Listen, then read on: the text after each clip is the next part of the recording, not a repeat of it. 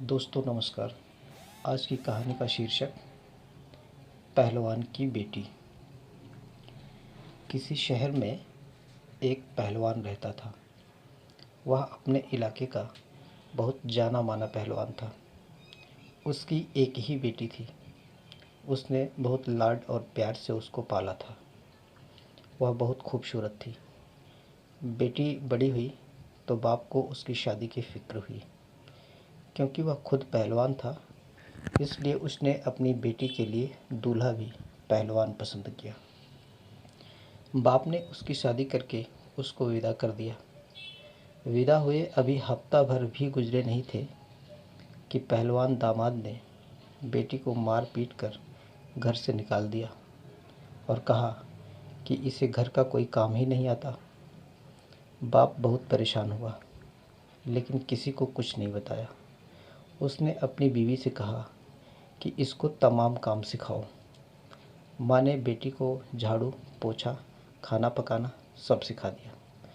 कुछ महीने के बाद सुलह हो गई और बाप ने अपने दामाद को बुलाकर माफ़ी मांगी और बेटी को फिर से विदा कर दिया।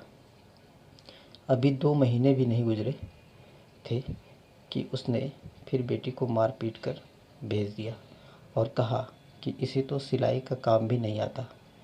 पहलवान पिता फिर बहुत परेशान हो गया और अपनी बीवी से कहा कि इसे सिलाई का काम सिखाओ। माँ ने उसे सिलाई कढ़ाई तक पूरा काम सिखाया और फिर दामाद को बुलाकर अपनी गलती की माफ़ी मांगते हुए बेटी को फिर से विदा कर दिया। बेटी को विदा हुए अभी 1 महीने ही हुए थे कि दामाद ने बेटी को फिर से मारकर मायके वापस भेज दिया और फिर कहा कि इसको तो खेत में काम करना भी नहीं आता, गाय भैंसों का दूध दूहना भी नहीं आता। पहलवान पिता को बहुत दुख हुआ। उसकी समाज में बड़ी इज्जत थी, इसलिए वह खामोश रहा। इस बार उसने अपनी बेटी को किसान के पास ले जाकर खेती बाड़ी का काम भी सिखा दिया और फिर एक बार विदा कर दिया। 6 महीना बाद फिर बेटी रोती हुई अपने माता पिता के पास वापस आ गई। बाप ने बेटी से सवाल किया, बेटी इस बार क्या हुआ? वह कहने लगी कि मेरा पति कहता है कि आटा गूंथते हुए तू हिलती बहुत हो।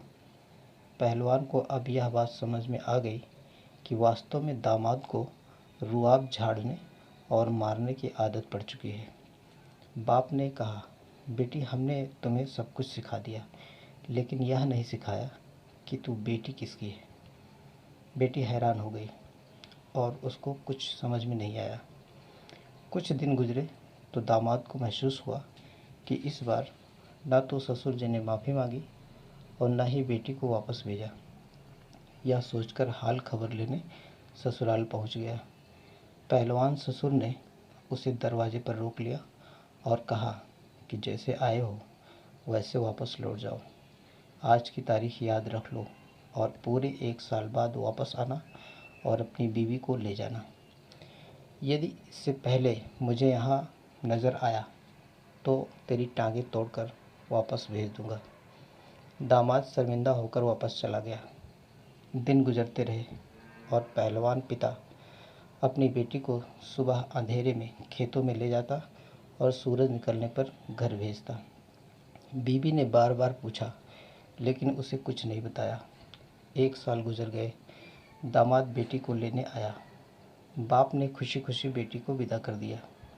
अभी 20 दिन ही गुजरे कि पहलवान दामाद आदत से मजबूर चिल्लाना शुरू हो गया और मारने के लिए हाथ जैसे ही उठाया, बीवी ने किसी अनुभवी पहलवान की तरह पति को हाथ से उठाकर ज़मीन पर पटक दिया और कहा, तू जानता है मैं किसकी बेटी हूँ?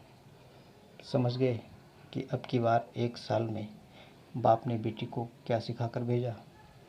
और उसके बाद पहलवान दामाद ने दोबारा अपनी बीवी से कभी ऊंची आवाज़ में बात नहीं की। बाप ने बेटी को क्या सिखाया है आप भी जान गए होंगे। हर चीज़ माँ के सिखाने की नहीं होती। कुछ बातें, कुछ सीख पिता भी बेटियों को देता है।